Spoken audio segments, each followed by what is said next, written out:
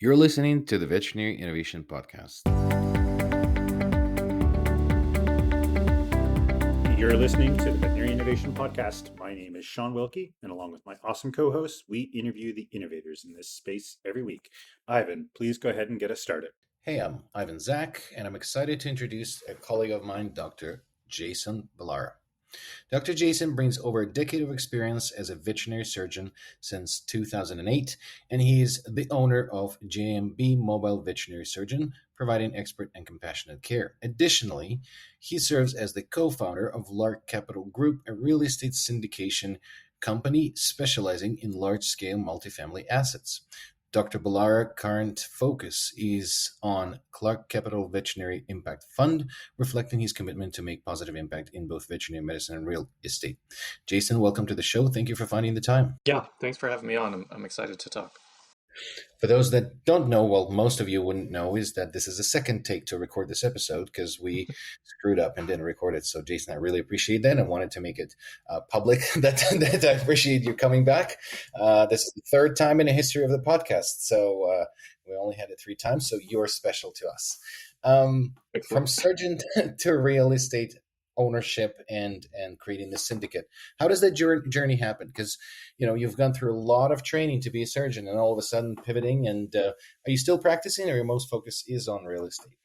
Yeah, no, I'm definitely still practicing. And I would say, this question has come up a lot lately as to how this happened. But essentially, I've been in real estate and construction since before I was a veterinarian. So I mean, that started for me as a teenager working in construction, and I always saw real estate ownership as kind of a way out of what was a bit of a challenging childhood situation with my mom was a single mom. We just didn't have a lot of money. We moved a lot. So I just always saw real estate as the way out. So I definitely was the kid that wanted to be a vet. I loved animals. I thought being a vet was the way to go.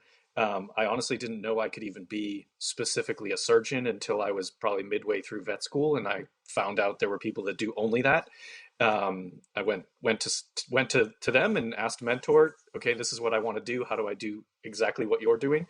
But it always ran in tandem. I was always working on either my own house, friend's house. It was very much a part of my life and a way to essentially create funds, create wealth. I didn't really think I don't know that I would call it wealth at that point, but a way to create money just through hard work. And so that was what I did for kind of all the years. And then in 2020, effectively what happened is we finished our own house. The renovation was done there, and I wanted to get more serious about real estate investing. And so that's when Lark Capital was formed. But they always ran in tandem.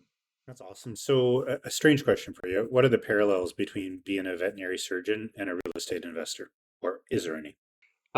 Yeah, there were quite a few for a long time because I was very DIY and hands-on. And so being a surgeon I often equate it to being just a highly educated carpenter. I fix bones a lot. And I didn't realize how much those two things worked together until I was training residents, and I was like, why do you not know how to use a drill? It was one of those things that, like, how do you not know how a drill works?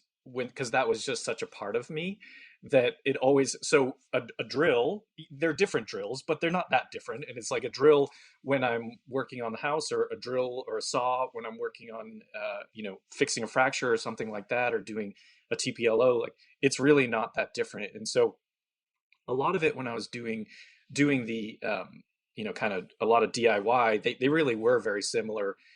And now as a syndicator and fund manager, that's a lot less DIY and more CEO and educator. And so what's interesting there, the correlation is one of the things we have to do as veterinarians is take a complex medical concept, and that we have to understand, the anatomy and physiology and all of this, and explain it to an owner of a pet that knows nothing about that, right? They're just worried that their pet's sick. And so we have to take that complex concept and bring it to their level. And I have to do the same thing when I'm talking to investors. Like, here's what a syndication is. This, there's a lot of terms and techniques that go into it.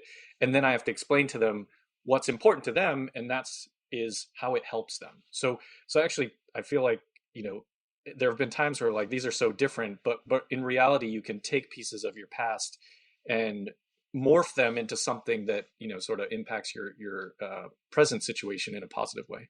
So we've got to reskill a bunch of carpenters to fill the veterinary void, is what you're saying. Well, yeah, yes, except for the carpentry world needs a bunch of. They're also short-staffed, so There's the enough trades veterinarians are. burning out, so they would join the carpenter force. Yeah, I So mean, you could realistically go in either direction, but it's an interesting parallel because both the trades, like the trades in general, carpentry, plumbing, electrical, they are very short-staffed, as are we in veterinary medicine. I think it's a not a really a lot more similar than you might think on surface. yeah, my wife compared me to a plumber before because I'm a veterinarian. So she was always involved in the science and true. Actually, she was in cancer research. She was doing experiments. So there was a true science.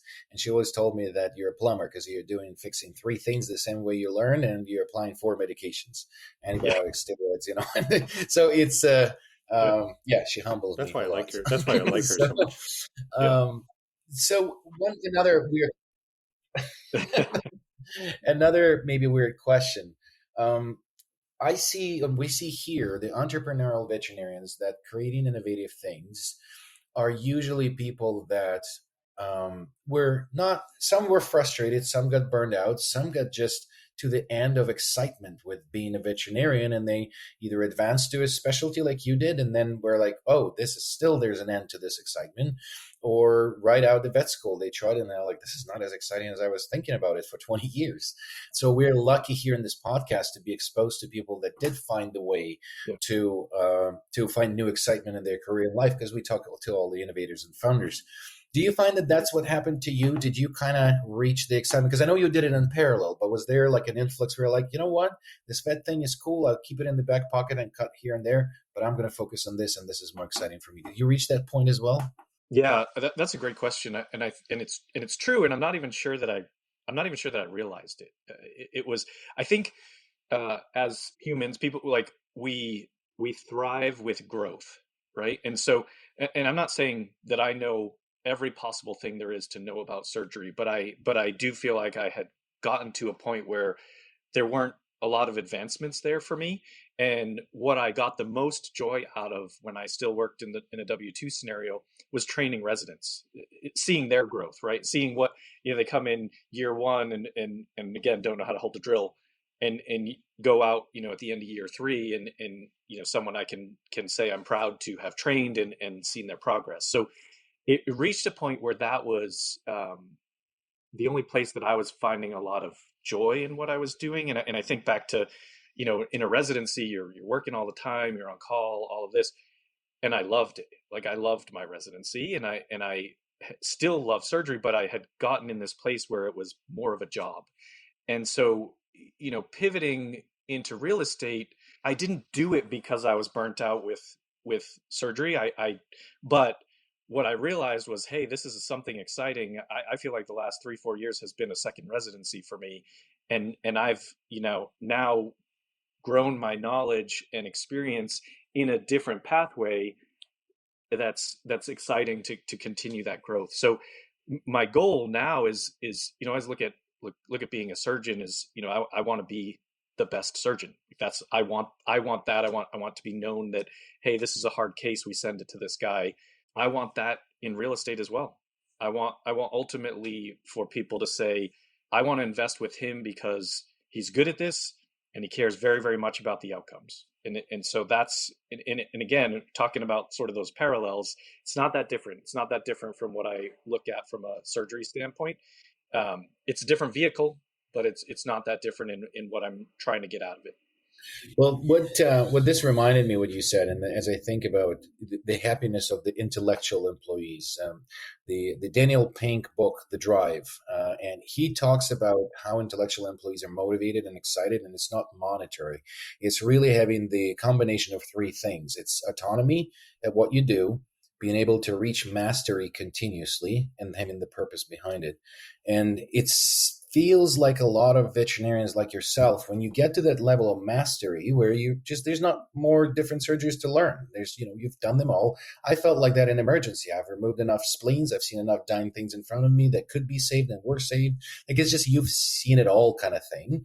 And then you're reaching that ceiling in this sort of mastery thing. And then you're looking for other outlets. And it's interesting that you found it also in teaching others. So you're, that's excitement of helping others to reach that mastery. But I think once you reach that limit, then you're looking for something else. And it seems like a really nice purpose added to what you're doing right now through Lark Capital Fund and the nonprofit. Can you explain us how that works? What is the purpose of it? Because there's one sort of for-profit company that's building something, but there's a parallel non-for-profit that has a relation to our industry. So can you dive into that? Yeah. Yeah. So, high level, what we do, what Lark Capital does is we're a syndication company and fund manager. Those two things are very, very similar. What you're trying to do is bring investors in to partner with our operating team in purchasing assets. A syndication typically refers to a single asset deal. So you have one apartment building. We're going to close it in 45, 60 days. That's sort of one opportunity. Within a fund, when you invest, you're investing and getting diversification, because you invest in the fund, we buy multiple assets within the fund. Where that ties in with the sort of charitable impact component is, we decided, this goes back to the question you asked before, is about having two separate careers, what the meaning of all of that is. And I realized I had been keeping real estate and veterinary medicine very separated. That it was like, oh, here's what I do over here, here's what I do over there. And I was struggling with that from an identity standpoint. I just didn't like the way that felt. And so the fund really came out of a pursuit of combining the two. And I've always wanted to have a charitable component to what I do. I have my own podcast. It's called Know Your Why.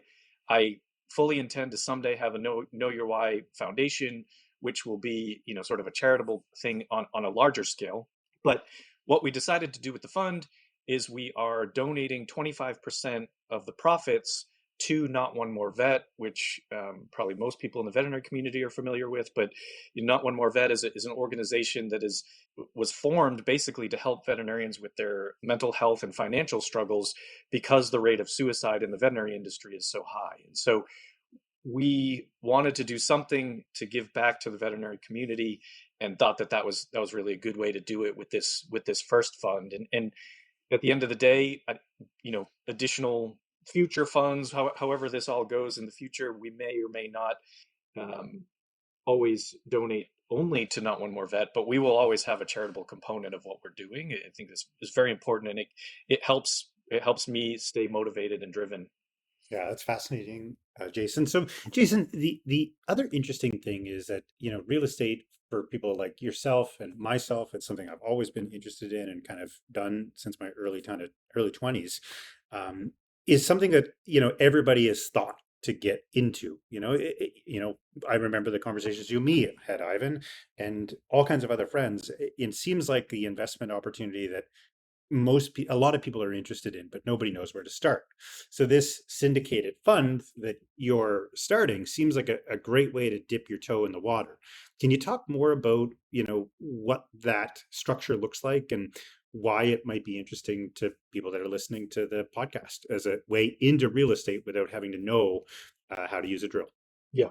Yeah. And that is something that, and frankly, 5 years ago, I didn't know what a syndication was either. So it's not like something that gets taught to us, but basically most people know people grow their wealth through real estate, right? Like there's always this quote that gets put out there that I think it was from Rockefeller or Vanderbilt or whatever, but like 90% of all millionaires got that way through real estate. That's like a thing that gets floated around all the time. Whether or not that's still true doesn't even necessarily matter. The point is, a lot of people have grown their wealth and preserved their wealth through real estate, through generations. And what most people, I think is, if I'm going to get into real estate, what I have to do is go find a house that's run down around the corner and go fix it up and do all of this stuff myself, and they see it as this sort of daunting prospect. But the reality is you can invest passively in real estate, and that's what we do through syndication and our fund. You can invest passively. You get to share in all of the real estate benefits without having any of the risk um, or doing any of the work. Essentially, I guess I shouldn't say without any risk. There's always risk in any investment, but the only thing that you can lose if you invest passively, and this is whether it's in real estate or the stock market or crypto, whatever it is, the only thing you can lose is money. If you're the active investor, you can lose time, high stress levels. You can lose, if you have debt that is what's considered recourse, you can lose your other assets if something goes wrong. So there's a lot more on the line to being an active investor. And so starting at least as a passive investor and seeing how that all works is a really good place for people to be and get exposure to real estate and the benefits. That was just like an eye opener. What you just said to me, because recently and before I was all invested into things I do, and I just realized what you said, that you lose only money, which is not at the end of the day not a scary thing. You could be doing something, and I had good success, but I also didn't have a good success with a couple of things, and the only thing you lose is money if you're not doing it. But I did lose the time, and like it's so interesting. It's such true. When someone is thinking, okay, well that's cool, I would like to become a passive investor, and this guy sounds like he can do this. How would people connect with you? Are our listeners that target audience that can co-invest into your fund and be with you, veterinarians that sold the practice and have free capital sitting around, or just those that working but have something set aside and don't know how properly to deploy it? Is that the audience you're looking for? And if yes, what's this starting process? How would they find you? How would they talk to you? Yeah, I mean, I'm looking to help people, and obviously, specifically in the veterinary community, is important to me. I think we, as veterinarians, we go through, sometimes a decade plus of schooling and training to learn our craft, and nowhere in that decade plus did I ever have a business or finance class, and so that stuff is often just ignored. I didn't even get to talk to clients about money until after my residency, and then I had to. Like it was always just kind of a separate thing. And I think that's actually a big problem in our industry. And you have people opening practices because they don't like the way that the practice they work at is run, but yet they don't know anything about running a business themselves, and they end up in exactly the same position. And it's not, I understand that. I understand why they want to, but if you keep just doing the same thing over and over again, you're going to end up in the same spot. And so there's a lot of financial and business literacy missing in our industry. So what I want to do is help, and we put out a lot of content educationally. We have a Facebook group, all this stuff. To reach me directly, email's probably the easiest thing. Jason@larkcapital.com. Like you can set up a call with me. You can go to our website. It's larkcapital.com. There's all kinds of ways there. There's all free educational resources. You can set up a call with me. You can, if you're interested in just learning about real estate investment in many different avenues, I have a podcast, the link's there, like all of that stuff. The education is there for you. And you need to take some time to figure out how to better your own financial situation. I think I know what it is to be a veterinarian. I know what struggles veterinarians are facing and things like that. So I would like to think I'm a good vehicle for people to reach out to if they want to discuss these things. I understand the importance of our investors are everything. But at the same time, if my investment vehicle doesn't fit with your goals, guess what? There's about a million different ways you can invest in real estate. And I can point you in the direction, at least, to help you find what's going to fit for you. If someone wants to be active, I've done that. I can tell I'm still doing that. But like if someone's like, I want to flip houses, I've done that. I can tell you some things to get started. I also have now 300 episodes of a podcast with real estate investors, and I can probably connect you with 5 or 10 that have flipped houses. Like there's something to be said for that, network that's built. And it's the same thing, when we're in veterinary medicine, right? You're like, I have a question about, my dog has a heart murmur. I have 3 friends that are veterinary cardiologists, 3 very good friends. I just call them and ask them. I don't try to do that myself. And so what I want to be, what I want our company to be is a resource. I would love it if every investor in our fund comes from the veterinary community. That would be amazing to me, because that would mean we would maximize that impact for the veterinary community. Um, don't have to be a veterinarian to invest in it, but that's, our impact piece, our charitable piece is not one more vet. So uh, I think I would just like to be a resource for people and help. And if they're not interested in what I'm specifically doing, I can help you find someone who's doing what you want to do. That's awesome, Jason. Well, like every other week, we ran out of time super quickly. Got a couple of questions for you before we wrap up. First is a YouTube, TED Talk, a book, something that you found inspiring that led you down the path that you've been on for your career so far. Yeah, the book I like to point out is it's called Who Not How. And like I said, I was a DIY guy for sure. I still like want to do things. I still like to use my hands, but sometimes it's not. It's sometimes you're holding yourself back by that, and I certainly did. I worked in, on these single family houses, did all the work myself for decades, probably 20 years. I've been doing that, and in reality, had I used my time more wisely and been more of the CEO like I am now, I probably could have done even better. And so I think it's something that as veterinarians, for whatever reason, we are expected to know everything about everything. And it's within veterinary medicine, but I think then that kind of trickles down into to other areas of our life. And the fact is, you don't know everything about everything, and you shouldn't have to. Like, that's not so. So finding people to complement your skill set, I think, is really important. That's really cool. Just bought it on Audible to read it. The second question that we usually ask: is there another innovator in this industry that you think would be good for this podcast? Yeah, I've talked to a few. We've had a few vets on my podcast recently. I think that it's always very interesting to me to talk to people that are entrepreneurial, because there's quite a big divide. The people that are, I guess I would say, Dr. Kristen Welch. She's a criticalist. I've known her. We did our residencies together. She has started a company called DVM Insights, essentially for telemedicine consults, that sort of thing. I just the other day, well, I met her probably about a month ago. A veterinary technician and certified practice manager, Grace Urseri. She is like a huge money nerd and understands the finances behind practices, and has helped a bunch of clinics kind of dig their way out of challenges and make their hospitals much more profitable. So I mean, there's a couple names for you. Thank you so much for listening to the Veterinary Innovation Podcast. If you want to hear about our new episodes, please follow us on any social media channel. Also, you can check out our website at veterinaryinnovationpodcast.com. See you next week.